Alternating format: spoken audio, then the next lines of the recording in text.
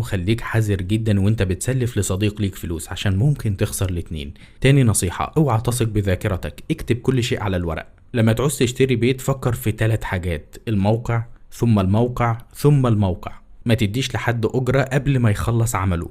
اختار زوجتك بعناية شديدة لأنها مسؤولة عن 90% من سعادتك أو تعاستك في الحياة. اوعى تتأخر في نومك إذا كنت حريص على يومك. ما تسيبش شغلك قبل ما تكون مأمن شغل غيره. لما تستلف عربية من صديق ليك املاها بالبنزين قبل ما ترجعها له، ومن الأفضل إن أنت ما تستلفش أي شيء. ما تخليش التليفون يقطع اللحظات الجميلة اللي ممكن تعيشها من حياتك. لما والدتك تقولك على شيء هتندم عليه، فغالبا أنت فعلا هتندم عليه في المستقبل. خليك شجاع، ولو ما قدرتش فتظاهر بكده فالناس مش هتلاحظ الفرق. لما تصادف كتاب جيد اشتريه دلوقتي حتى لو مش هتقراه. اوعى تشارك رجل فشل 3 مرات. شجع ولادك انهم يشتغلوا في اوقات فراغهم لما يوصلوا لسن 16 سنة او قبل كده لو امكن.